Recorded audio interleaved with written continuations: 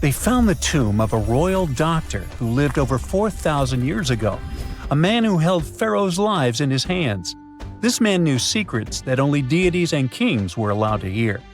And yet, when they opened his tomb in 2024, there was no body, just vivid paintings, untouched by time, and cryptic symbols carved into stone.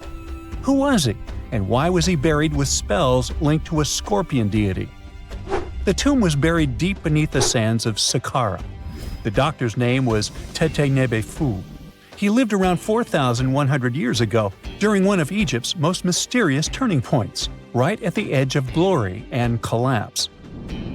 These were the final days of Egypt's Old Kingdom. The sun still glinted off freshly built pyramids, but the shadows were already creeping in. The pharaoh, Pepi II, had ruled longer than anyone before him, 90 years. But by the end of his reign, the country was cracking. The power was slipping, the regional leaders were rising, and the Nile floods grew unpredictable. In this shaky period, the mysterious doctor thrived. His tomb was discovered by a Swiss-French archaeological team in the shadows of old pyramids. The weirdest part was that when they uncovered his burial chamber, they found no body, no golden treasures either. Unfortunately, the tomb had been robbed long ago. But what remained was something even more fascinating: the words and images left on the walls. The paintings are still vibrant, bright colors that somehow survived all those years underground. The walls show jars, containers, strange abstract patterns, and geometric shapes. And then there are hieroglyphs, lines and lines of sacred script carved with precision, like someone had poured their soul into every curve. These inscriptions revealed who Tete-Nebe-Fu truly was. Turns out, he wasn't just any doctor. He was the Conjurer of Serqet. Now, Serqet was the female deity of scorpions, sacred and terrifying. Egyptians believed she could stop venom, heal bites, and protect the living from toxic elements. The title, Conjurer of Serqet, meant Tete-Nebe-Fu was a specialist in treating dangerous stings and bites. And if he got an entire tomb for himself, he may have been Egypt's top expert in those things, a man who healed with both medicine and magic. But that wasn't all. He also held the title Director of Medicinal Plants, a title seen only once before in all of ancient Egypt. That means he knew the healing power of herbs, roots, and oils like no one else. Now, you might wonder, what plants in a huge land of sand? But in reality, ancient Egyptians used herbal medicine that would hold up in some labs today. They created pills, ointments, and inhalers. Most often they chose some active ingredient, a flavor to make it easier to take, and something to deliver it into the body. Sound familiar? And yeah, they didn't have many traditional plants, so some of these ingredients were bizarre by our standards, like using crocodile dung and acacia mixed with honey. They even had formulas for anti-wrinkle creams. And apparently, our mysterious healer was also chief dentist. This title is almost never seen in ancient records. Evidence of Egyptian dentists is incredibly rare. Turns out, our ancient genius didn't just fight stings and study plants. He was also trusted with teeth and jaws, which were actually a huge problem in ancient Egypt. These people may have built wonders, but their teeth paid the price. Ancient Egyptians constantly caught grains of sand in their mouths. They often ate grit-filled bread and raw vegetables, which wore down enamel and caused a horrible condition called attrition. This led to tons of problems, including tooth loss. They had to improvise back in the day. For example, crafting the world's oldest known toothpaste from crushed rock, mint, and pepper, which ironically only made things worse for the gums. Or a toothpaste from things like eggshells, pumice, and natron, a salty mineral used for cleaning. They were also inventing mouthwashes from celery, bran, and herbs to ease the problem. Some mummies were even found with crude metal braces and gold wires attaching missing teeth. Though we're not sure if these were for the living, or was it just a nice little addition added as an afterlife gift. So, Tete-Nebe-Fu specialized in all these fields. 3 rare titles for one man. Now, back in the day, he must have been admired as incredibly knowledgeable. In a world without modern science, he would have been like a sorcerer who knows how some leaf or bark could save a life. That's why archaeologists believe Tete Nebi Fu wasn't just any doctor. He was, most likely, the royal physician, the one who treated the pharaoh himself. We don't know for sure which king he served. Maybe it was Pepi II, and who knows, maybe that's why the guy lived so long. But if that was the case, Tete Nebi Fu may have lived through the final moments of the Old Kingdom, watching the Golden Age crumble from inside the palace walls. And then he was buried. The body was looted, or perhaps just lost to time. But the team says they're still studying the tomb, still uncovering the traces of this incredible man. Overall, ancient Egyptians were practicing medicine on a crazy advanced level. Some practices feel familiar even today. They had hospitals, specialists, surgeries, and many more things, even medical schools. Both men and women were allowed to be doctors. They healed with various methods and practiced surgery with actual tools, scalpels, forceps, even sutures. Some doctors treated only the eyes, others the teeth, the stomach, or even what they called the hidden diseases. They knew how to clean and dress wounds, could set broken bones using splints made of wood or reeds wrapped in linen, and even prevented infections.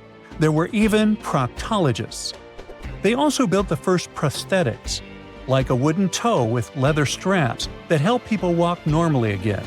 The oldest known prosthetic is 3,000 years old.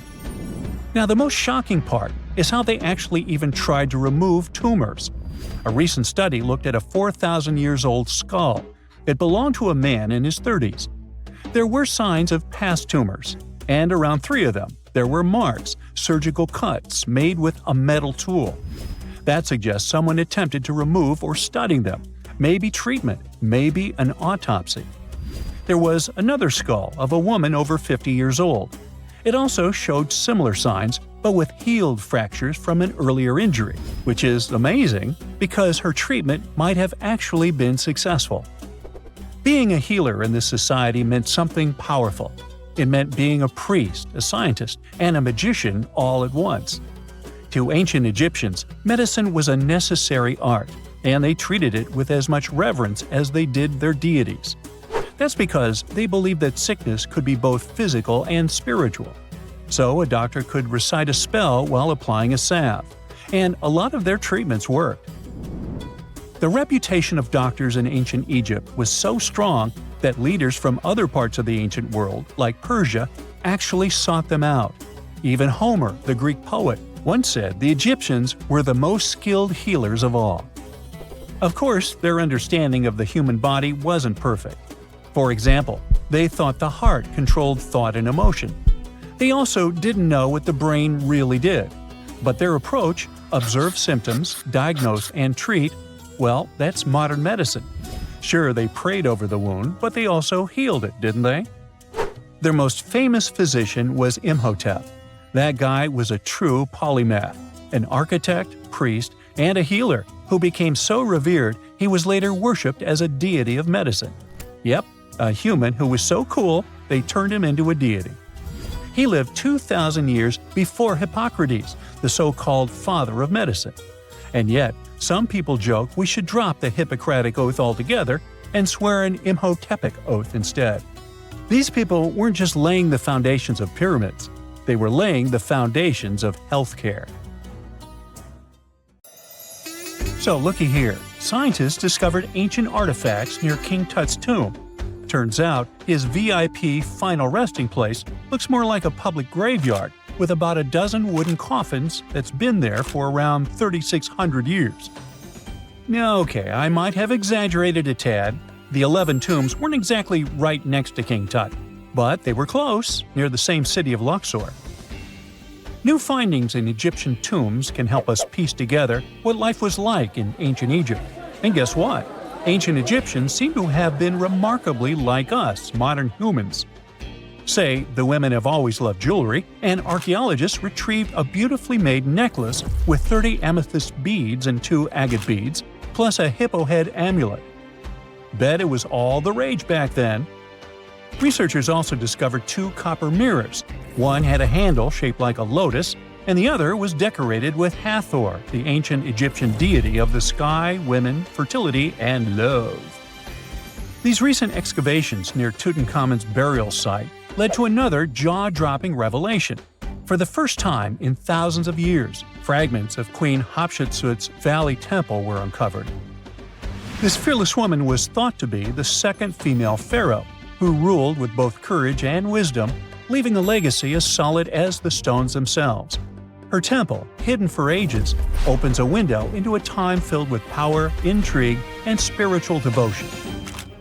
Archaeologists found over 1,000 beautifully decorated stone blocks on the outskirts of Hatshepsut's funerary temple. There were very few women who managed to take the throne in ancient Egypt. Another tomb was found nearby, and it belonged to the overseer of Queen Teti Sheri's palace, whose name was Jehuti-Mez. Queen Hatshepsut seems to have even more tombs, aces up her sleeve. These tombs were carved into the rock instead of being built as pyramids, showing a unique ancient perspective on how to protect the soul in the afterlife. Experts managed to retrieve some cool ancient pieces from the site. Toys made of clay, mummy masks, winged scarabs, and some amulets. Sadly, there surely used to be way more artifacts, but over the last centuries, there have been people other than archaeologists to stumble upon this site. It's likely that looters got to these tombs before them and may have taken some valuable items. But they did leave behind some cool stuff for the researchers, like pottery used for offerings of bread and meat, along with archers' bows that connect the tomb's owners to the Egyptian military. Meanwhile, soul protection is way more important than you might think, especially if you're roaming around Luxor looking for ancient secrets. You aren't scared of King Tut's curse, are you? Let me tell you what happened to those who weren't scared, but promise me to take it with a dash of salt, okay? For years, Egyptologists, especially those who believed in paranormal activity, were convinced that there was an unsettling curse surrounding Tutankhamun's archaeological discoveries. This belief stemmed from the mysterious and untimely demise of several excavators who discovered the tomb in 1922 with no logical explanation for why they passed away. It was just easier to chalk it up to something supernatural and avoid the whole mess. But it turns out it wasn't a curse at all. It was likely the radiation that caused those excavators to perish. Now, you might wonder where the radiation came from. After all, while radioactivity was discovered in the 19th century, ancient Egyptians, despite their impressive pyramids, didn't have any radium lying around to make Tut's tomb glow like crazy. So, what could be the real story? It might have been toxic waste behind it all. Toxic levels of radiation from uranium and hazardous waste have been lurking inside the tomb since it was sealed over 3,000 years ago. The burial chamber of Tutankhamun's tomb reportedly has such high radiation levels that anyone who steps inside could easily end up with a fatal dose of radiation sickness or an incurable condition. By the way, you can have a somewhat similar level of radioactivity if you don't get rid of those moldy dinner leftovers you left to perish in your fridge a month ago. But this radioactivity isn't exclusive to Tutankhamun's tomb. Ancient Egyptian artifacts discovery is rewarding yet dangerous due to unusually high radiation levels in Old Kingdom tombs all over Egypt. Geiger counters have detected radiation at 2 sites near the Giza pyramids, and radon, a radioactive gas, has been found in several underground tombs in Saqqara. Interestingly, experts believe that the builders of these ancient tombs were aware of the toxins, as some eerie warnings were carved into the walls of many tombs. One inscription ominously declared, "They that break this tomb shall meet their end by a malady that no doctor can diagnose." Other ominous phrases like "forbidden," "due to evil spirits," only added to the fear that supernatural curses haunted these ancient sites. Ominous signs have stunned archaeologists since forever, but the fear grew even stronger a century ago with the mysterious passing of Lord Carnarvon, who funded King Tut's excavation in 1922 and reportedly explored the treasure-filled rooms, along with several others who entered the tomb. Arthur Weigall, another British Egyptologist, who was present at the tomb's opening and is credited with starting the curse myth, passed away young when he was just in his 50s in 1934. Chances are the condition that made him pass was connected to radiation. In total, 6 out of the 26 people who were there when the tomb was opened met their end within a decade from various causes. Not only X-ray exposure, those reasons include asphyxia, stroke, heart failure, pneumonia, and even poisoning. Well, isn't this getting a little grim? There was one guy who opened the tomb and somehow managed to avoid the infamous curse, Howard Carter, or so it seemed. Some folks pointed to his survival as proof that the curse wasn't real. After digging up the tomb, Carter published several books on the topic and shifted gears from archaeology to dealing in antiquities for various museums. Despite dodging demise or injury, rumors swirled about how the curse may have impacted him in other ways. One of the big stories linked him to Lord Carnarvon's daughter, Evelyn. Some said he was madly in love with her, but she married someone else, so he chose to stay single. Others claimed they had an affair while she was in Egypt, which ended when her father passed away and she left the country for good. However, there wasn't much evidence to support these stories. Evelyn was just 6 when they met, and they remained friends until his last breath. She was even one of the few attendees at his funeral, but denied any romantic involvement, saying they weren't that close. A year after the revolutionary discovery near King Tut's tomb, Evelyn married politician Sir Brograve Beauchamp and had a daughter. That same year, Beauchamp toured the tomb with his parents, guided by Carter himself. Carter never married and, aside from those posthumous rumors about Evelyn, had no other romantic connections.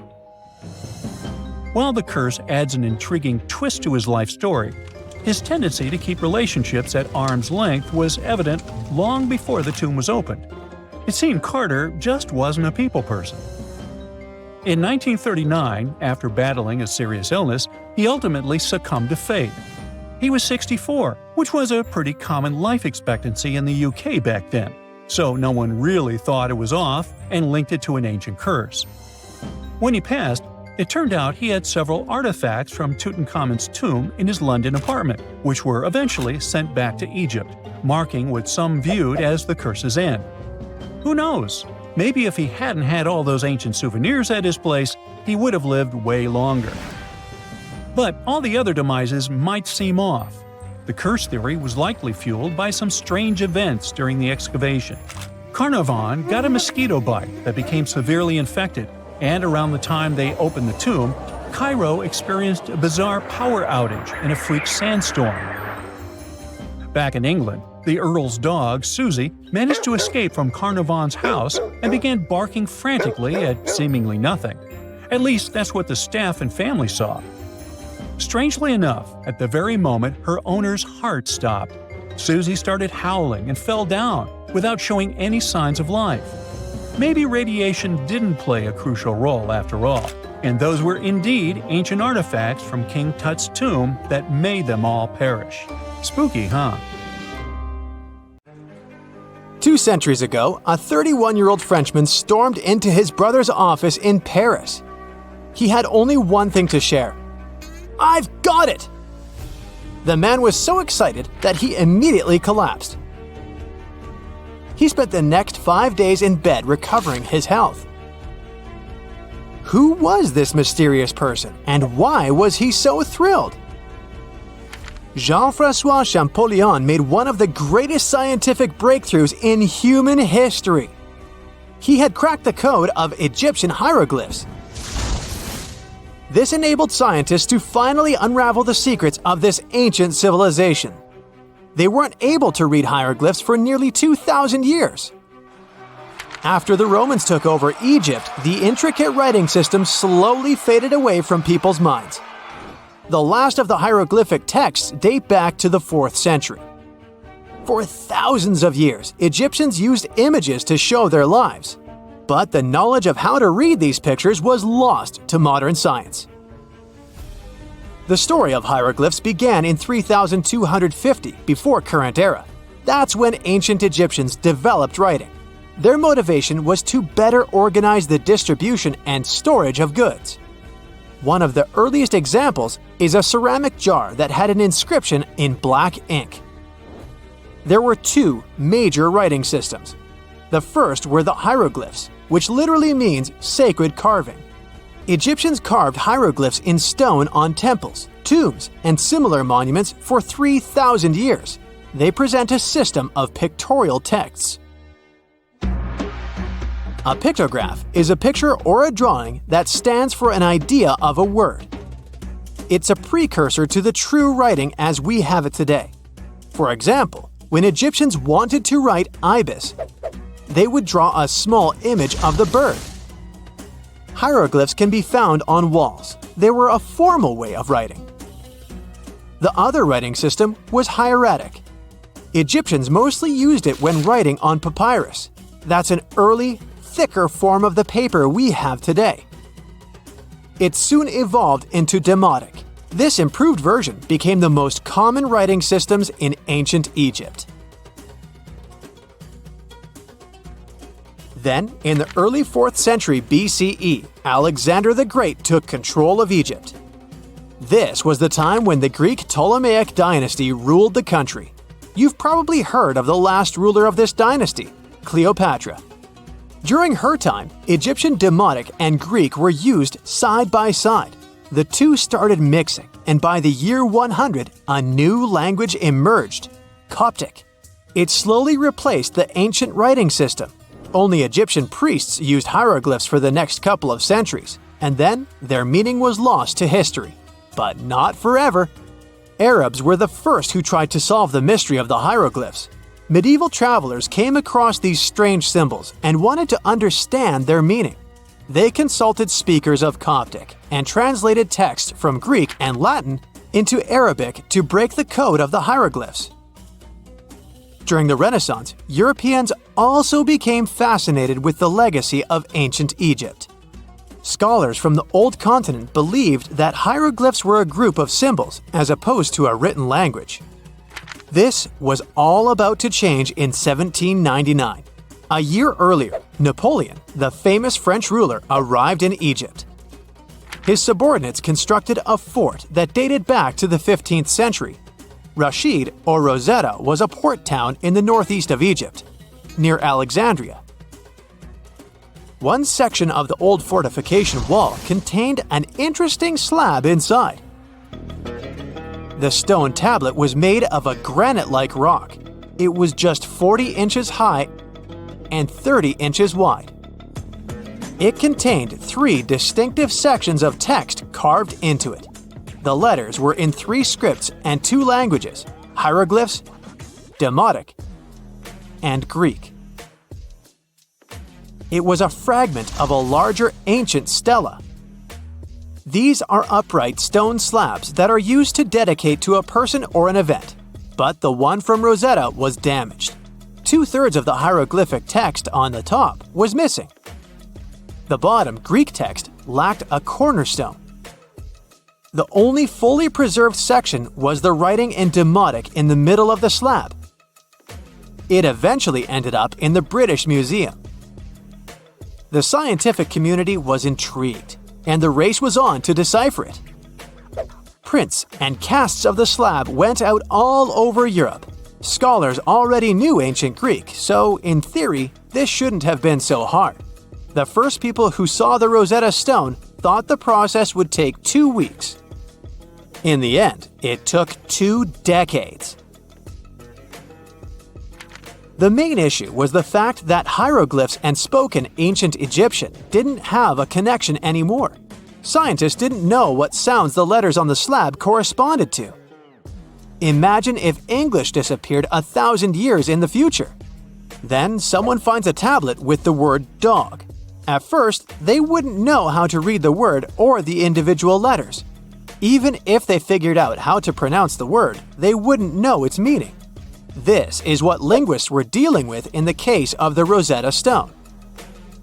The careful study of the artifact produced another find. The texts weren't direct translations of each other. They both described the same event, but in different words. It was like you saw a movie with 2 friends, and then all 3 of you wrote different reviews about it. The original text was probably in Greek, but the translators added extra words to make it sound more Egyptian. An English physician and physicist, Thomas Young, made the first great breakthrough. He knew that the name Ptolemy appeared several times in the text based on the Greek translation. This wasn't an Egyptian name, so it was impossible to represent it with a single image. The only way to spell out this Greek name was to use symbols that sound like it when produced. This is called transliteration, and we have it today as well. This is how foreign-sounding words are written down in Chinese or some Slavic languages. Young focused on sets of hieroglyphs in oval frames. These are called cartouches. He experimented a bit but finally discovered that one of them read, Ptolemy the Great. The individual hieroglyphs that made up this name corresponded to sounds needed to produce it.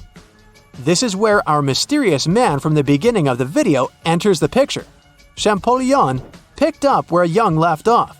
He knew Coptic, so the Frenchman was able to determine what many other hieroglyphs sounded like. The eureka moment was close. It came while he was studying a cartouche from a site dedicated to Ramses II. It had 4 symbols. The last 2 were the same. He determined this was the sound S. The first symbol was the sun. This is Ra or Re in Coptic. So the cartouche read Ra something SS. Can you already guess the name? Of course, it's Ramses. This breakthrough finally cracked the code.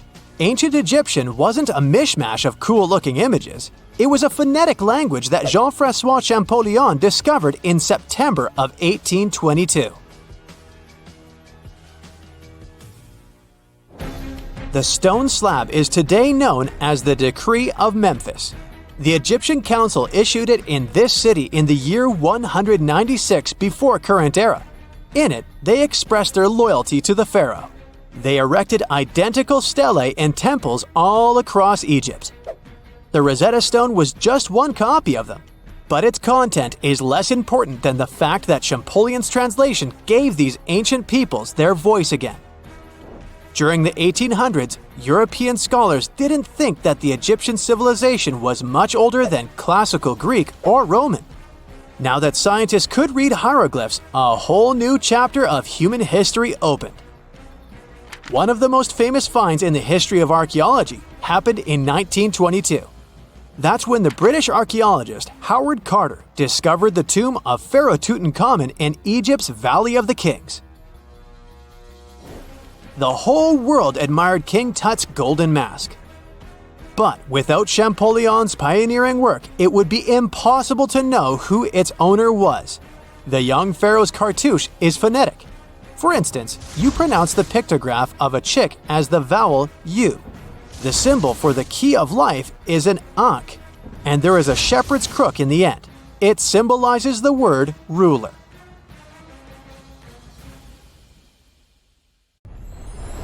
Miles and miles of yellow sand, treeless mountain ridges, and scorching hot sun over your head.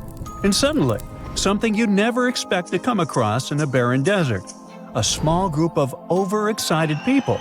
They're as happy as you would be if you'd won a lottery. They've just found an ancient tomb, once flooded with its walls in bad shape. But the stuff they discovered inside proves that this is the burial site of one of Egypt's most mysterious pharaohs. Historians have been hunting for his tomb for years, but no one expected it to hide ancient treasures. Fast forward. After careful examination of the site, Egyptian officials have announced the discovery of the tomb of King Thutmose II. It's the last missing tomb from Egypt's 18th dynasty. And this is also the first royal tomb found since King Tutankhamun's was discovered in 1922, in more than 100 years. A team of Egyptian and British archaeologists found the tomb in the Theban Mountains area, west of Luxor, near the famous Valley of the Kings. Before this, the site was only known as Tomb C4, but during their excavation, the team found clear evidence proving it belonged to King Thutmose II. Archaeologists actually found the entrance and main tunnel leading to the tomb in 2022. But at first, They thought it belonged to a queen because it was near the graves of Thutmose III's wives. It was also close to Queen Hatshepsut's tomb. Originally, it was prepared for her when she was just a royal wife, but everything changed when she became pharaoh. But we'll talk about this twist of fate a little later. But soon they realized that their discovery was much more significant. They found alabaster jars with Thutmose II's name and the words "deceased king" written on them. That's when they realized that the tomb was actually his final resting place. Sadly, Thutmose II's tomb has seen better days. According to the head of Egypt's antiquities sector and the leader of the Egyptian excavation team, the tomb suffered major damage from ancient floods not long after the pharaoh's death. Water swept through the burial chamber, likely destroying or displacing many of the original artifacts. Much of what had been once inside the tomb was moved elsewhere in an attempt to salvage it. The researchers found out that the tomb had a basic design, with an entrance, a sloping main corridor, and a burial chamber. The corridor was coated in white plaster and rose about 4.5 feet above the floor of the burial chamber. A large staircase and a very large descending corridor of the tomb indicated its grandeur. It took the team a long time to navigate through, though, as the tomb was blocked by flood debris and collapsed ceilings. Only after crawling through a 32-foot passageway with a small 16-inch gap at the top, the worst nightmare for those of us with claustrophobia, were they able to reach the burial chamber. There, they were in for another surprise. They cleared the debris, expecting to find the crushed remains of a burial beneath. But the tomb turned out to be completely empty, and it was not due to robbery. It had been deliberately emptied. The researchers soon realized that the tomb had been flooded since it had been built underneath a waterfall. It happened just a few years after the king's burial, so the contents of the tomb were moved to another location. That's why there was a second corridor in the tomb. It was most likely made to help remove King Thutmose II's body from his flooded tomb. Despite the damage, the excavation team made some really exciting discoveries. They found traces of mortar decorated with blue inscriptions, yellow stars, and fragments from the Book of Amduat, one of the most significant funerary texts in ancient Egypt. The book was meant to guide the deceased through the underworld, ensuring a safe journey to the afterlife. Now, how about we sneak a peek at ancient Egypt's 18th dynasty? It was all about conquering lands, expanding the empire, and building jaw-dropping monuments. Some of the biggest names from that era, Thutmose I and Thutmose III, both legendary warrior kings who left their mark in history. Thutmose I was a fierce fighter who led major military campaigns, pushing Egypt's border further south than ever before, all the way to the fourth cataract of the Nile. His victories gave Egypt access to new trade routes, stronger political ties, and more wealth. His conquests were so significant that they were recorded in the tombs of his top officials. Thutmose III, sometimes called Thutmose the Great, took things even further. He was not only an incredible military strategist, but also the commander of Pharaoh Hatshepsut's armies before becoming king himself. He led between 17 and 20 military campaigns, winning every single one and expanding Egypt's empire to its peak. He even created the world's first navy. Thutmose III is often remembered as Egypt's greatest warrior pharaoh. And sandwiched between these two powerhouses was Thutmose II, a pharaoh who doesn't get nearly as much attention. Hey, the middle child, right? His reign lasted only about 5 years before he passed away at around age 30 in 1479 BCE. He is kind of a mystery. No one really knows what he accomplished. For the longest time, even the location of his burial site was totally unknown. His body was actually found in the 19th century. It was just lying around in the mortuary temple of Deir el-Bahari, in a secret chamber where priests used to hide royal mummies centuries after their original tombs were looted by grave robbers. In other words, Thutmose II's body must have been moved from his original resting place at some point in history to protect it. During his lifetime, Thutmose II made at least one major impact on Egyptian history. He married his half-sister Hatshepsut, That might not sound like a big deal, but it helped her become Egypt's greatest female pharaoh after he passed. The catch? She kept her stepson, Thutmose III, off the throne for decades. When he finally took power, he erased her name from history out of spite. And still, Hatshepsut is one of Egypt's greatest pharaohs, no matter if you're talking about a man or a woman. She brought a lot of wealth and art to Egypt. She led a big trading trip to a place called Punt, where she brought back things like gold, ebony, and incense. She also made sure her name lasted by building amazing structures that we can still see today. At Karnak, she added huge obelisks. One of them is still standing tall. She also was the one to build the Temple of Dir al-Bahre with its countless columns.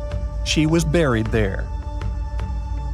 Interestingly, Hatshepsut was often shown in art as a man, with muscles and a beard, like how pharaohs were usually depicted. But she made sure there was always something in the artwork that reminded people she was a woman, like calling herself Daughter of Re, or His Majesty herself. When she passed away in 1458 BCE, Egypt wouldn't have a female ruler as powerful as her until Cleopatra, about 1400 years later. According to Egypt's Supreme Council of Antiquities Secretary General, isn't that a mouthful? Hatshepsut's name actually appears in Thutmose II's tomb, meaning she might have even handled his burial. As for their final resting places, well, Hatshepsut was buried in the Valley of the Kings, and Thutmose II's mummy is now in the National Museum of Egyptian Civilization, alongside other ancient Egyptian rulers. It gives visitors a rare chance to see the remains of a nearly forgotten pharaoh. Now, experts consider the discovery of his tomb to be one of the most significant in recent years. The artifacts found there add important details to our understanding of the history of the region and Thutmose II's rule. And even though the tomb's design is fairly simple and follows the same architectural style preferred by later Egyptian rulers, its historical importance is undeniable. In any case, the mission isn't over yet. Archaeologists are now focusing on solving another mystery. Where did the rest of the tomb's contents end up? The team is determined to continue their search. Who knows what other secrets they will uncover that have remained hidden beneath the sands for thousands of years. For more than 3,000 years, the gold mask of Pharaoh Tutankhamun stayed hidden in the Valley of the Kings. This artifact, which stands about 21 inches tall, shows how skilled and artistic the ancient Egyptians were. But nobody expected that X-rays would reveal its biggest secret. King Tut was the last ruler of his family during the 18th dynasty. He took the throne at just 9 years old, but ruled for only 10 years before he passed away unexpectedly. If we're being honest, back in ancient Egypt, he was mostly forgotten by the rulers who came after him. His tomb wasn't a big deal for them, so much so that even the grave robbers forgot about him. It might sound a bit sad, but the truth is that it was actually great news for us. Since his tomb was practically forgotten, it ended up being perfectly preserved. While the other tombs in the Valley of the Kings were looted, his remained sealed and untouched. So when it was discovered back in 1922, it had over 5,000 precious objects inside. That made Tutankhamun basically an instant celebrity and one of the best-known pharaohs nowadays. Among the treasures was the most stunning piece, his golden mask. This mask is said to be an exact image of the king's face, or at least it was supposed to be, but we'll get to that later. The purpose of this accurate representation of his face was to make sure that his soul would recognize him in the afterlife and return to his mummified body. In ancient Egyptian beliefs, this would allow him to continue living in the afterlife. The details of the mask clearly looked incredibly difficult to create, but people didn't realize how complex it truly was until many years later. The first X-rays of the mask were taken in 1967. Back then, the main reason for these scans was practical – conservation. The mask was heading to Paris for an exhibition, and it was the first time it had ever left Paris. This would help them keep track of any changes during the exhibit. Plus, the images could give clues about how the mask was made. But back then, they probably didn't fully realize just how complex its construction was. I mean, Egyptian goldsmiths didn't use modern soldering techniques. So, how did they make this mask? New X-rays taken in 2007 gave us some answers. It turned out the Egyptians didn't use pure gold, which is 24 carats. The mask was actually made of 23-karat gold, meaning it was mixed with another material. So specialists discovered that the gold sheets contained a small amount of copper, a reddish-brown metal. This was likely done to make the material more flexible and easier to shape. They would then shape the gold sheets by heating and hammering them over and over again. But there was one more secret inside the mask that wasn't discovered until 2015. The year before, the staff at Cairo's Egyptian Museum were working on the mask display when the long beard of the mask accidentally got knocked off. Another theory is that the beard had become loose over time and just fell off. Either way, the fact that King Tut's beard came off caused a lot of stress. After all, we're talking about one of Cairo's biggest tourist attractions, so the experts had to fix the problem quickly. The restoration process started with a detailed recording of the mask's condition. To do this, they had to take a full three-dimensional scan of the artifact. And, by accident, they found something very interesting in the mask. Inside the royal beard, there is a gold tube, an intriguing structure that the Egyptians likely used to attach the beard to the rest of the mask. And that proved, once again, that the process of making this mask was even more complex than experts thought. But the mysteries don't stop there. Remember how we mentioned that the mask was thought to perfectly represent King Tutankhamun's face? Well, that might not be entirely true. Some popular theories suggest the mask was never meant for him and was actually made for someone else. A study published in 2015 suggested the mask was originally made for a female pharaoh, his supposed stepmother, the famous and beautiful Egyptian queen Nefertiti. The biggest clue comes from an inscription on the mask. At first glance, it seemed to belong to Tutankhamun. But after a close examination, researchers noted that something else was actually written underneath King Tut's name. The royal name stamp seems to have been altered, and originally it had something written on it that translates to Queen Nefertiti. There is another feature of King Tut's golden mask that was overlooked for years, which adds even more mystery. As we mentioned earlier, experts believe he wasn't respected much by the pharaohs who came after him. And one of the clues that made archaeologists think this is the pierced ears on the mask. Some researchers believe that King Tutankhamun wouldn't have worn earrings after he was a kid. So, according to their theory, by the time he passed away at 18, he shouldn't have been represented with pierced ears. This could also support the idea that the mask originally belonged to Nefertiti, or maybe to someone who wasn't even connected to King Tut. But the mask isn't the only source of mystery. In fact, his whole tomb is full of puzzles. Recently, historians found a sign that the place where King Tut was supposed to be buried was changed at the last minute. For years, experts wonder why a pharaoh who ruled for 9 years ended up in such a simple tomb. When compared to the grandeur of other pharaohs' tombs, his tomb seemed, well, a bit plain. The idea that a king like Tutankhamun would have such an unremarkable resting place just doesn't match up with the power and importance he must have had in ancient Egypt. So, what happened? Well, apparently, this might have something to do with his successor, Pharaoh I. After King Tutankhamun passed away, researchers believe that I made sure to erase him from Egypt's history. So, one theory suggests that he was probably behind the quick decision to place King Tut's body in a smaller, less impressive tomb. When experts looked at I's own tomb, they found something interesting. There is a large wall covered in painted baboons. This is the same type of artwork found in Tutankhamun's tomb. It seems like the same person might have chosen the artwork for both tombs.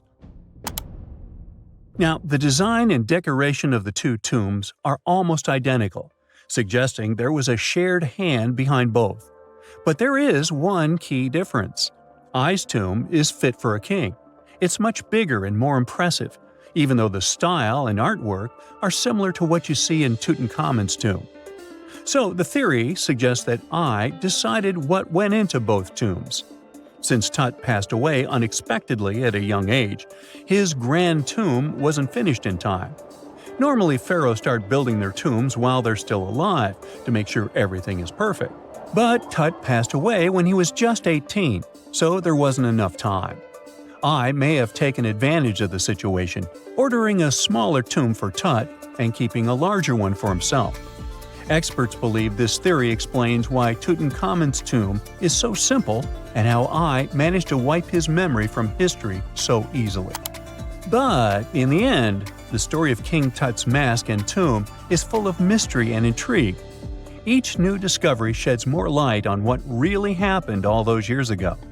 But one thing is for sure, the secrets of ancient Egypt still have much to reveal, and King Tutankhamun will continue to fascinate people for years to come.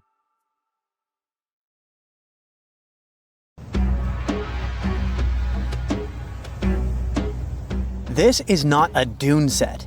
This is a very real desert in Niger.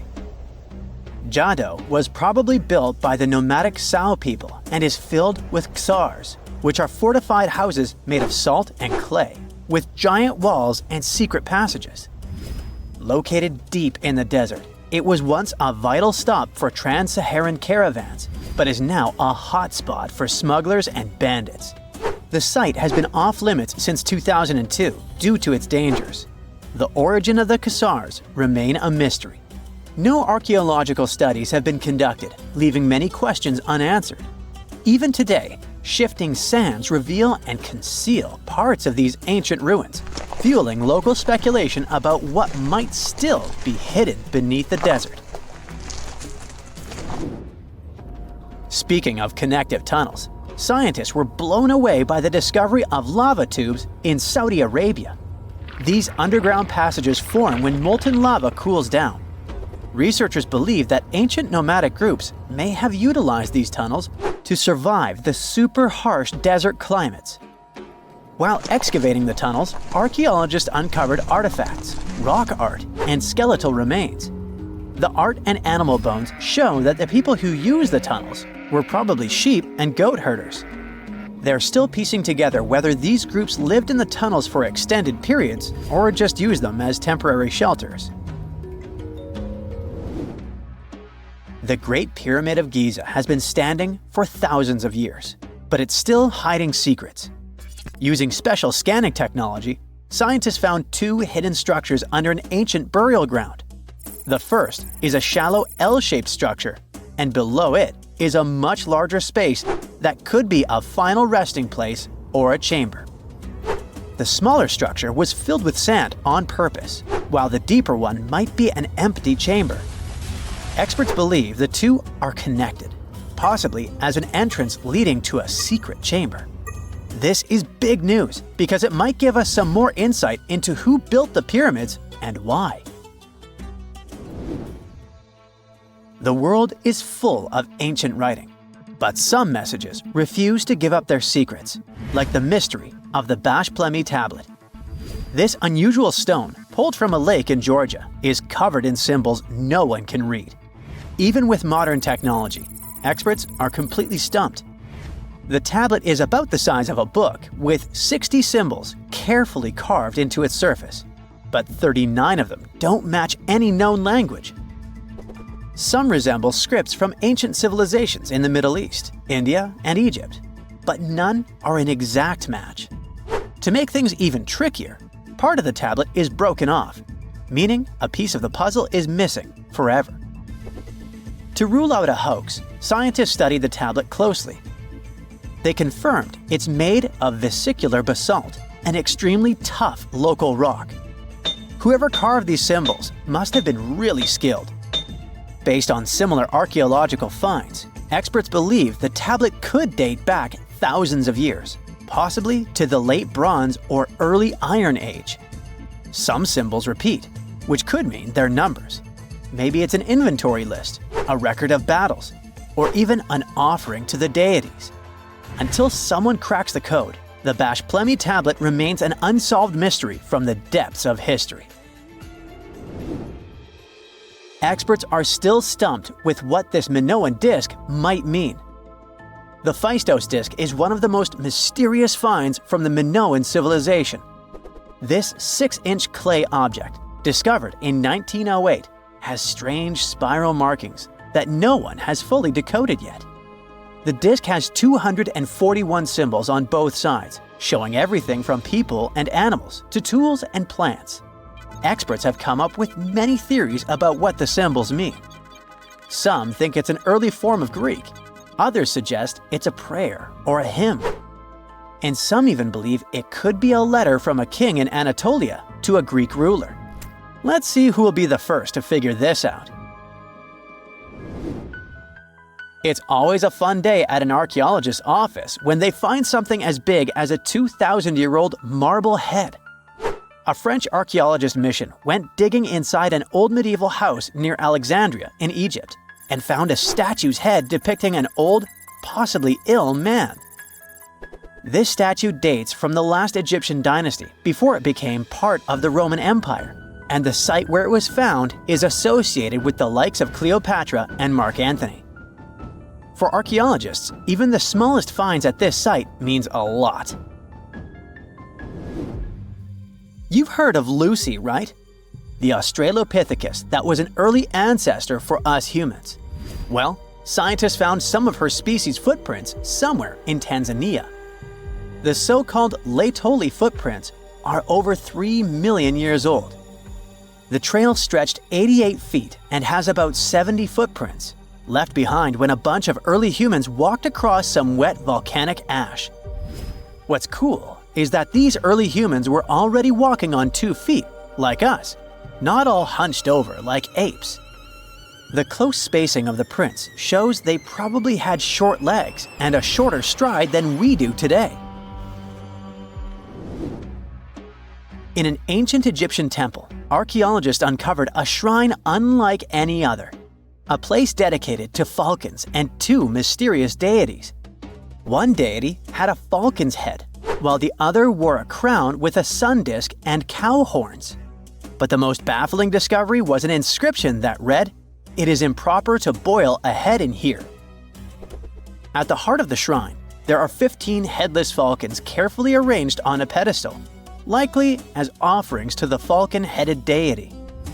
One theory suggests the birds were boiled first, perhaps to pluck their feathers, before being placed in the shrine, following the strange rule carved into stone. Archaeologists also found a 13-inch iron harpoon nearby. Its true purpose remains unknown, although the shrine also held remains of fish, mammals, and bird eggs, suggesting that the rituals may have included feasting. And speaking of ancient Egypt, meet Hathor. Scientists named her after the ancient Egyptian deity of motherhood, music, and singing. This wooden statue, housed at the Metropolitan Museum of Art, was thought to be just a beautiful artifact, until a surprising secret was uncovered. Using an X-ray machine, experts found a mechanical operating system inside it, with pulleys and axles connecting her shoulder to her left leg. When activated, the system made her hand raise and lower, an engineering marvel from over 3,000 years ago. The statue was created during Egypt's Middle Kingdom, around 1800 BCE, and is often compared to 19th century automata due to its advanced design. It's believed the statue was used in religious ceremonies, symbolizing Hathor's role in dance and music. An unexpected discovery happened in northern Kuwait, where a Kuwaiti-Polish team uncovered a mysterious 7,500-year-old statue. The statue features an elongated skull, no mouth, narrow eyes, and a flattened nose. This feature is thought to be an Ophidian figurine, named after the Greek word for snake, and it was likely made by the Ubaid culture, a civilization known for their pottery skills.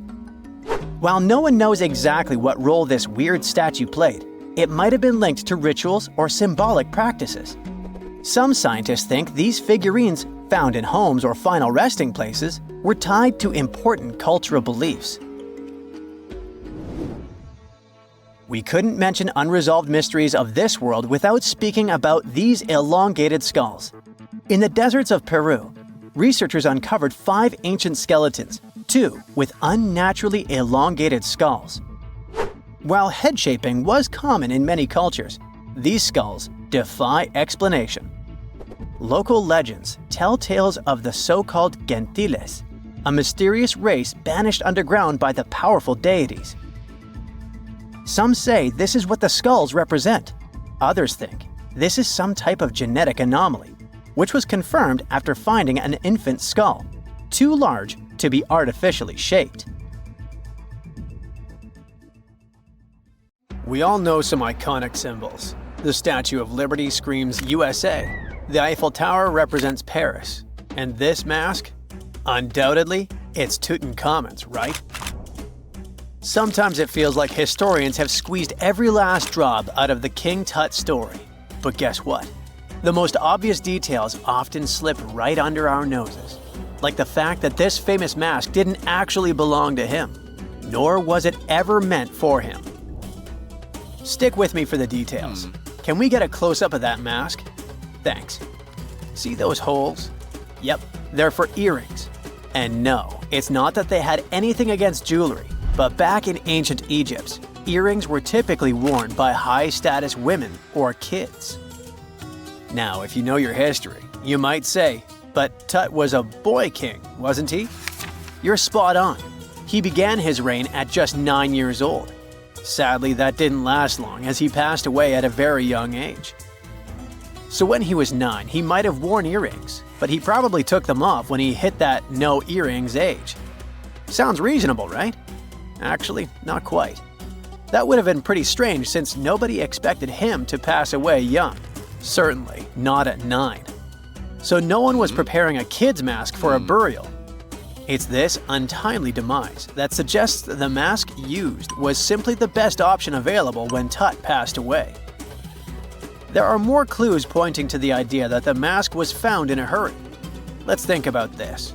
Even though Tut was mummified and his body could wait a bit, his loved ones wanted him to reach the afterlife ASAP. Some experts even believe the paint in the tomb was still wet when it was sealed. But look at his mask. It's a masterpiece. There's no way it was made in a rush. It's way more elaborate than other simpler cartonnage pieces. The renowned mask of King Tut stands 21 inches tall, adorned with precious stones, and features a golden beard that weighs 5.5 pounds. Making the entire mask 22.5 pounds. Okay, I'm a bit confused here. So it seems like it was probably a kid's mask, but it had a beard? I've never seen a 9-year-old with a goatee, and I'm guessing you haven't either. Just think about it. A grown man's face compared to a kid's face. Fun fact for you, our faces pretty much stopped growing at the age of 16, so by 19, Tut would have definitely had the face of an adult man. Can you imagine trying to fit a relatively small kid's mask on a grown man? That would have been super embarrassing, and no one would have let that happen. Right, let's dismiss the kid's theory. Now, the second option, if you remember, is that the mask could have originally belonged to a woman. This is where the beard theory comes into play. Some researchers believe the beard might have been added later on. Here's another twist. What if the mask was actually made for Nefertiti herself, who ended up maskless? In this case, there are 2 discoveries. 2 birds with 1 stone. For now, it sounds like a conspiracy theory, I know. But let's give it a shot and delve deeper into the details. So, Tut passed away in around 1323 BCE, probably due to malaria. He had other health issues too, like when he broke his leg, and records suggest he wasn't in the best shape. As for Nefertiti, we have no solid data about her demise. Plus, nobody knows exactly when or where she was buried. The supposed year when she passed away is around 1330 BCE, but she could have lived longer, and the mask was intended and prepared for her.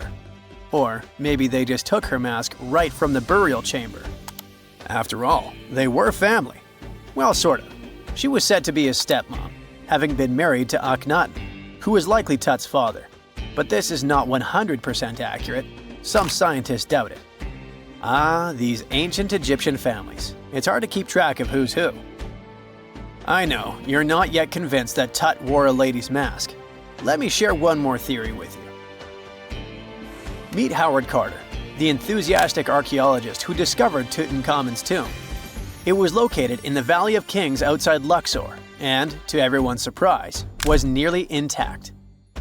When he entered, he noticed something odd. This didn't feel like a pharaoh's burial chamber. It was classy and all, but it had a vibe that suggested it was made for a woman. Typically, Egyptian pharaohs had larger tombs that suited them better, and even more strangely, it was oriented to the right of the entrance. This didn't add up. That orientation was typical for female chambers, which Egyptian queens used. Another red flag was that the chamber appeared to have been built in stages, and all the artifacts, around 2,000 of them, seemed hastily placed there. Even more curious, they looked like they were meant for other royals. Carter discovered this burial site in 1922, but it remained a mystery as to why it was so bizarre. Almost a century later, Nicholas Reeves thought he may have solved the puzzle. He claimed that King Tut might not have been the original resident of the tomb. Instead, he suggested that the undisturbed resting place of the legendary Queen Nefertiti could be hidden behind the walls of the boy king's burial chamber. Nicholas studied high-resolution photos for months, meticulously examining every pixel. One day, he focused on detailed scans that revealed the texture of the tomb's walls beneath layers of paint. He spotted what he believed to be outlines of two doorways that had been blocked and plastered over to hide them from view. The more he looked, the more it seemed real. Could it be a tomb within a tomb? Nicholas theorized there was a hidden storeroom behind the western wall of King Tut's tomb, and his chamber might just be the outermost section of a larger corridor-style network of rooms. It all sounds fancy, but sorry to break it to you, Reeves' theory was debunked. To find out if he was onto something, experts had to use ground-penetrating radar to see the unseen. Reeves' idea was that if there were gaps, it could indicate the presence of additional rooms. And at first, in 2015, one expert even thought he had found a hidden room. But the glory didn't last for long. A year later, after double-checking, it turned out there were no hidden doorways. By the way, Nefertiti isn't the only legendary woman from Egypt whose burial site remains a captivating mystery. There's a cool legend about Cleopatra that you might enjoy. It's said that she once declared, "No man will ever find my tomb." Kind of fitting, right? After all, the person who's come closest to uncovering her final resting place is a woman. Fast forward a few millennia after she passed away, and while no man has located it, archaeologist Kathleen Martinez believes she might have cracked the code. She's been on the quest for Cleopatra VII's tomb for nearly 20 years, and recently discovered a bust that she thinks represents the famous queen. However, not everyone is on board with her claim. Some experts argue that the bust doesn't resemble Cleopatra at all. Alongside this intriguing marble statue, Martinez's team also unearthed 337 coins, some of which, less controversially, feature Cleopatra's likeness. But the real part is that it's still not officially confirmed. There's no doubt about the existence of the small bust. It's carved from white marble, fits in one hand, and shows a woman wearing a royal crown, according to a translated statement from the Egyptian Ministry of Tourism and Antiquities. The big question, though, is who it actually depicts. While Martinez insists this statue is a representation of Queen Cleopatra VII, many other archaeologists argue that the facial features don't match, suggesting it likely belongs to a princess instead. Sorry, I can't resist the temptation of breaking the magic for a moment. Some folks believe that the whole idea of "no man will find my tomb" is misunderstood. Even if she did say it, what she probably meant was "no living soul," and it wasn't about gender at all. It can as well be just a beautiful legend. Toodaloo! In 1850, French scientist Auguste Mariette went to Egypt looking for manuscripts. but accidentally found a head of a sphinx sticking out of the dunes. He cleared the sand and figured out the sphinx was guiding the entrance to some underground construction. Several months later, he finally entered the Serapeum of Saqqara. Inside, he found an enormous granite sarcophagi with remnants of 64 bulls. Scientists are still amazed by the tech that the ancient Egyptians used to transport those enormous boxes. The Serapeum was built around the year 3000 before the Common Era. It was an underground tomb built to honor the sacred Apis bulls of ancient Egypt. It had a long hallway, almost 500 feet long, with giant stone rooms on both sides. Some of the sarcophagi weighed as much as 50 average cars, and all of them were made with super precision with exact 90-degree angles. These sarcophagi were beautifully decorated with hieroglyphs and carvings that told stories about the lives and importance of the Apis bulls. Now, there are 24 sarcophagi left. In ancient Egypt, Apis bulls were very special animals connected to the deity Ptah. They thought the bulls carried Ptah's spirit and wisdom, helped the pharaoh, and protected the Egyptians. Priests looked for special markings on young bulls to find Apis bulls. It could be a white triangle on its forehead, which symbolized divine light, a shape on its back like a vulture's wing, and a scarab shape under its tongue, which stood for rebirth. If a bull had these signs, they believed it was chosen by Ptah and treated it like royalty. The chosen bulls lived in a special temple in Memphis, the city where they worshipped Ptah.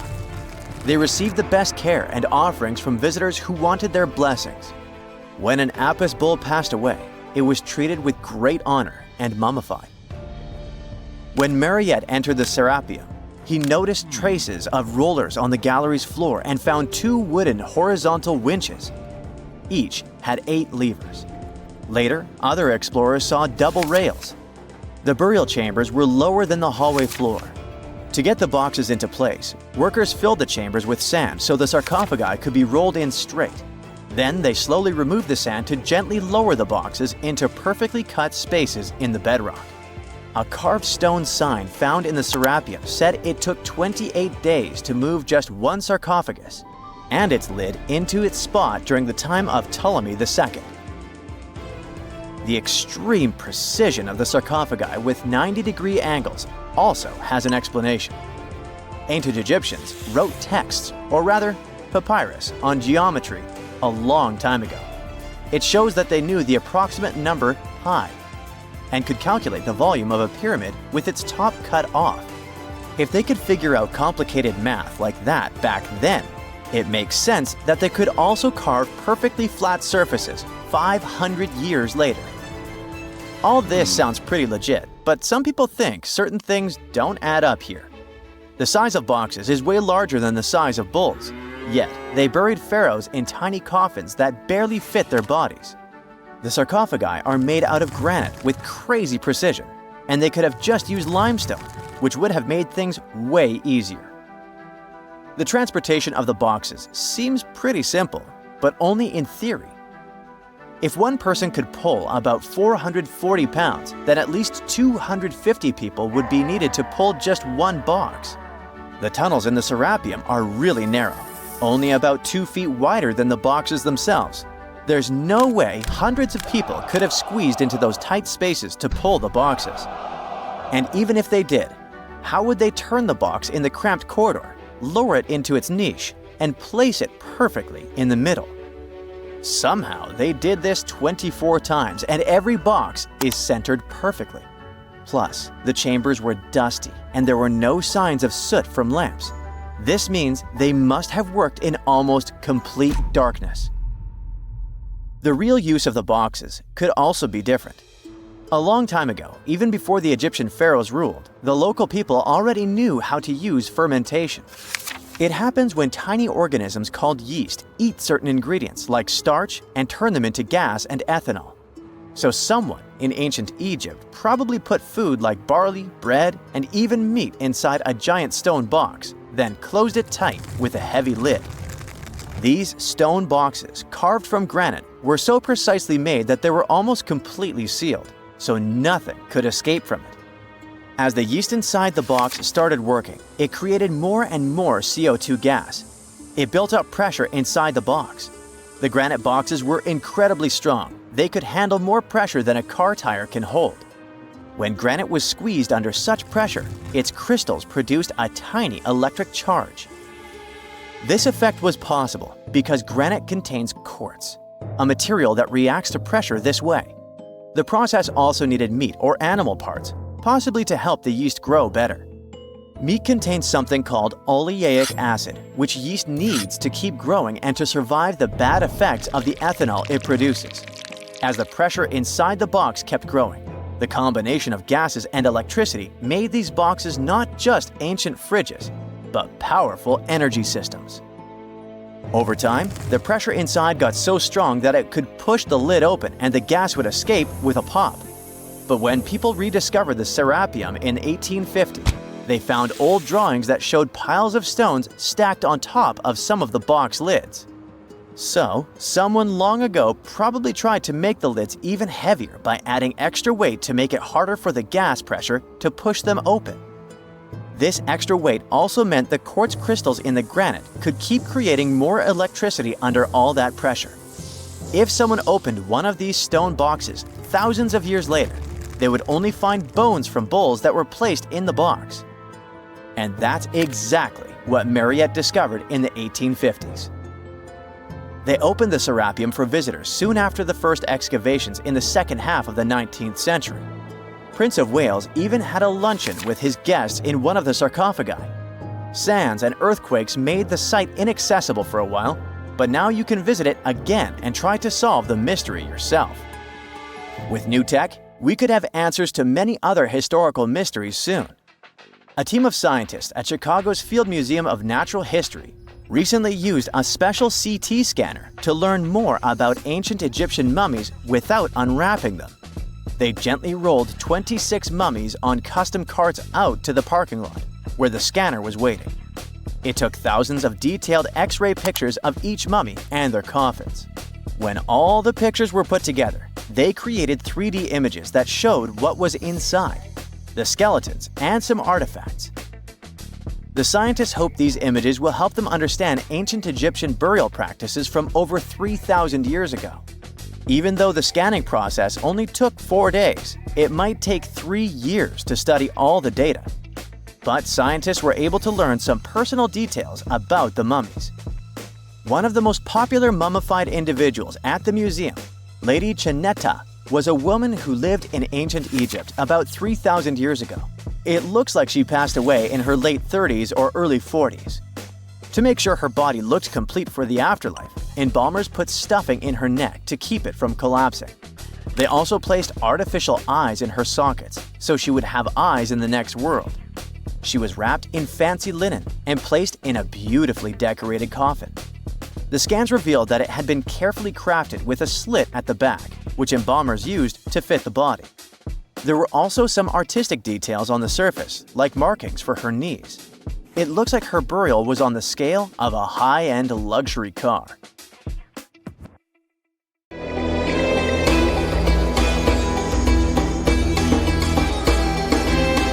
The Great Pyramid was created as the final resting place of ancient Egyptian monarch Khufu.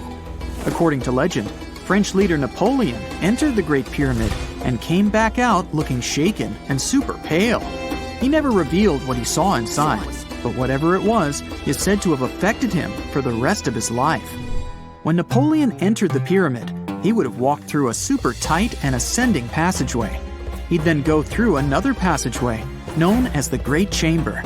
This corridor would have been much taller than the previous one and would have cobbles too. He'd then reach the King's Chamber, the centerpiece of the Great Pyramid, which was lined with huge blocks of granite. But it wouldn't have looked as grand as we might imagine. There are no hieroglyphics decorating its walls, as Egyptians only began decorating the burial chambers of pyramids much later on. The pharaoh's tombs deep inside the pyramid would have also been filled with treasures, from chunks of gold to the world's most expensive jewelry. But this would have all been looted a long time ago. The only thing that probably would have been left in there would have been a huge sarcophagus, which would have once contained the king's mummy. He'd also have to walk past the queen's chamber. This room most likely didn't hold any queens though, as pyramids were usually only built for one person. There are mysterious tunnels leading from here. To this day, no one is really sure what they're there for. And that's not the only mysterious and creepy thing Napoleon may have encountered, as stories of pharaohs leaving ancient curses on pyramids go way back. Many pyramids had warnings written on the outside, telling of horrifying things that would happen to those who entered and disturbed the peace. We might not know what exactly Napoleon found in the Great Pyramid that scared him so much, but we know for sure what was found in Tutankhamun's tomb. Tutankhamun was an ancient Egyptian pharaoh who was only 8 or 9 years old when he took to the throne. He became a cultural phenomenon when his tomb was discovered almost completely intact in 1922. His pyramid sits in the Valley of Kings in Thebes, modern Luxor, which is in Egypt. Unlike the Great Pyramid, Tutankhamun's tomb was covered in beautiful wall decorations. The walls told the story of how he would travel to the afterlife through the underworld. Egyptians believed all people would have to take this journey, so they would fill their tombs with objects and paintings to help them get there. There'd also be spells painted on the walls. They believed this would help people pass over to the next realm. The journey would be pretty long, and for that reason, the ancient Egyptians would also fill the pyramids with food. Tutankhamun's pyramid was filled with 8 fruit baskets. They even found something called gingerbread fruit in there. The rooms were jam-packed with furniture, statues, clothes, and staffs, amongst a whole bunch of other things. You'd likely find a lot of clothes and expensive jewelry in the pyramids as well. The ancient Egyptians wanted their ancestors to travel in style to the afterlife. They put Tutankhamun in his final resting place with over 50 pieces of clothing, all of the highest quality. There were tunics, scarves, gloves, and headdresses, and a ton of jewelry. Bracelets, pendants, necklaces, rings, and scarabs for protection were all found inside. Each of them was made of gold or precious stones. There were also fans made of ostrich feathers to keep the old pharaoh cool in the hot Egyptian sun. But the temperature inside the pyramids never actually went above 68 degrees Fahrenheit. The ancient Egyptians developed a super cool air conditioning system that we don't fully understand even today. Tutankhamun's pyramid also contained 130 walking sticks made from ebony, ivory, silver, and gold to help him on his journey. There were 3 chariots hidden away in case he got tired of all the walking. They also put 11 boat paddles inside, but there was no sign of any boat. The pyramids would be littered with the pharaoh's favorite scents and perfumes. During the excavation of Tutankhamun's pyramid, it quickly became clear that it had been robbed during ancient times. There was damage to doors and traces of oils left in empty jars. It looks like someone raided the pyramid for gold and the scents, perfumes, and oils that had been left for King Tut. There was still a bit of perfume, which was made from coconut oil and frankincense, left in one bottle. It seems like Pharaoh Tutankhamun loved board games. There was an ivory traveling set of Senet in his pyramid. Although we don't know for sure exactly how to play it, we have figured out it was sort of an ancient Egyptian version of backgammon. It looks like it was a 2-player game where the goal was to knock your opponent off the board. Not really sure who Tutankhamun's mummy was supposed to play with though. The ancient Egyptians had some rituals that may seem pretty strange to us. For example, they used to shave their eyebrows off if they ever lost a cat. So it's not too surprising they put some really weird things inside pyramids. Archaeologists discovered a collection of mummified cats and scarab beetles in pyramids that date back more than 4,000 years. They were found in the pyramids of Saqqara, which is south of Cairo. They also found a bunch of makeup kits and mirrors inside. Makeup was worn proudly by both men and women in ancient Egyptian times. Eyeliner was the most popular cosmetic. The Rosetta Stone was one of the best discoveries ever made in pyramids. It was found by our man Napoleon Bonaparte and his team. It's a black granite rock that dates back to 196 BCE. It's transcribed in Greek, Demotic, and hieroglyphic. When it was translated in 1822, we got the key to understanding ancient Egyptian hieroglyphics for the very first time. The discovery of Queen Hatshepsut's mummy in 1903 changed our understanding of the Egyptians forever. After she had passed away, her successor, Thutmose III, removed most of the evidence of her reign, so we basically knew nothing about Egypt's first great female leader. She's now gone on to become one of the few and most famous female pharaohs of Egypt. Pharaoh Khufu even had a fully fledged boat in his pyramid. Archaeologists uncovered more than 1,200 pieces of a giant boat near the Great Pyramid at Giza. They reassembled the boat, and it's a whopping 144 feet long. It's most likely a solar boat, which was designed to carry the resurrected king with the deity Ra. Fun fact, the Pyramid of Giza is the last remaining of the 7 wonders of the ancient world. The other 6 are the Hanging Gardens, the Colossus, the Temple of Artemis, the Mausoleum, the Lighthouse, and the Statue of Zeus. This pyramid was also the world's tallest man-made structure for 3,800 years, and it's the biggest pyramid in Egypt. It took a staggering 2.3 million blocks of limestone, and some weighed as much as 80 tons. It took an incredible 100,000 laborers and a whopping 23 years to build. Its original height was a mega 480 feet. In 2017, archaeologists discovered something weird about Egypt's Great Pyramid. There's a hidden void that's at least 100 feet long, and no one really knows why it's there or what's actually inside it. The weird void is the first inner structure discovered within the 4,500-year-old pyramid since the 1800s. Scientists used cosmic rays to detect the massive hole, but are still no closer today to finding out what's inside. The ancient Egyptians took a lot of care building the pyramids, and everything was strategically placed and structurally sound, so it's super unlikely that this hole is due to blocks falling over time. Loads of pyramids also contain small model figurines called ushabti. These represented attendants. They believed they would come to life to serve the pharaohs in the afterlife. But it's amazing that all this stuff actually fit inside. There isn't actually a huge amount of space inside the structures. It's mostly just rock. A gruesome discovery took place in Egypt some years ago. You want to hear about it? 16 human hands, carefully buried in 4 eerie pits. They didn't look too much like human hands at first, since they were abnormally large, but they were. Weirdly, there were only right hands. No left hands were in sight. It turned out that it points to the practice of an ancient dark ritual. Old Egyptian art and tales talked of a ceremony where warriors would present the right hand of their adversaries as proof of victory and ask for gold in return. Egyptians believed in the afterlife, so cutting off someone's hand meant you cut off their power eternally. Guaranteeing this type of defeat was interesting to the winning party. Here, the fight was between Egyptians versus Hyksos, who lived in what was once known as Canaan. Egypt has always been the center of some history-changing findings, and some time ago, this papyrus was found. If we stretched it open, it would be just a tad bigger than the height of a skyscraper. The world's tiniest skyscraper, which is located in Wichita Falls, Texas.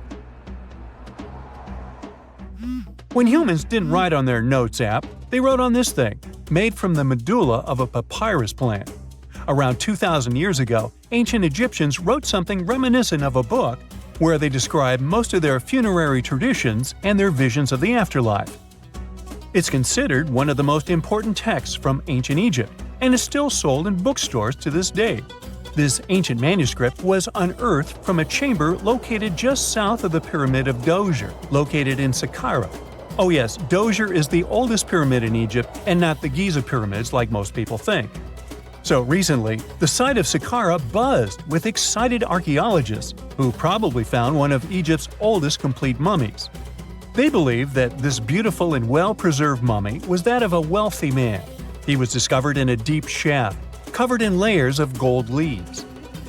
There are many symbols that show he was an important and wealthy man, like the band he wore on his head, the bracelet on his chest, and the fact that he was embalmed with a tunic, which was reserved for Egypt's finest. The most exciting part of the entire discovery was finding the resting place sealed with mortar, just as the ancient Egyptians had left it 4,300 years ago. Now this may sound weird, but back in 2008, archaeologists discovered a missing pyramid. Now, it went missing because it deteriorated over the span of 4,000 years. Today, you can only see its base. It was a pretty important site back in ancient times. It is said that around the area of the pyramid, the ancients hosted a special type of ceremony where high priests would carry mummified remains of sacred bulls. Now, here's a fun fact. Ancient Egyptians believed that Apis bulls were earthly incarnations of the city deity of Memphis and was connected to rites of fertility. It wasn't just any Apis bull, though. They needed to be all black, with a single white mark between its horns and a bunch of very specific characteristics. They were selected by the local priests and honored until they passed away. After that, they were mummified and buried in underground galleries. Meanwhile, this missing pyramid sort of disappeared around the 1800s. It was a German archaeologist who first found it in the village of Saqqara. He called it the Headless Pyramid when he first found it. But then, years after the official discovery, the desert sand came along and covered the whole thing. There were some excavations between the 19th and 20th centuries, but they weren't too systematic. That's why scientists were so thrilled when they dug an entire pyramid's base after removing the 25-foot mound of sand that was covering it. Oh, and it turns out American archaeologists are excavating a cemetery in Egypt that could contain over 1 million mummified bodies. So far, archaeologists have dug around 1,700 mummies. One of the main differences from other classic Egyptian mummies is that these people weren't kings and pharaohs. They were commoners that most likely lived about 1,500 years ago, when Egypt was controlled by the Roman and Byzantine empires. The name of the cemetery is cool, though, the Way of the Water Buffalo, just in case you want to check it out on your next trip. Other than bulls and buffaloes, ancient Egyptians also liked baboons. Are you seeing a pattern here? In the beginning of the 20th century, archaeologists discovered a site filled with mummified baboons in a place called, guess what? The Valley of Monkeys. An animal wouldn't have been mummified if it wasn't considered important. Certain animals were more important than others, since they were linked to specific deities. Jackals were connected to Anubis, the ancient god of the afterlife, and cats were likened to the female deity Bastet. Baboons were a pretty big deal, since they were believed to be connected to Thoth, the deity of wisdom and advisor to Ra, one of Egypt's supreme deities. The archaeologists who studied these animals weren't too happy. They think these baboons were kept inside and were deprived of sunlight for most of their lives. They had extreme vitamin D deficiencies and they were poorly fed. Maybe Thoth got angry with these baboon keepers. Just a guess. Since there's never a boring day for archaeologists in Egypt, they also found human mummies with golden tongues. Since Egyptians were all about the afterlife, they believed that golden tongues might help a person speak once they pass to the other side. I mean, it's a long shot, but hey, why not? Some of these mummies were placed in wooden coffins with goods, such as necklaces, pottery, golden artifacts in the shape of lotus flowers and scarab beetles, and iPhones.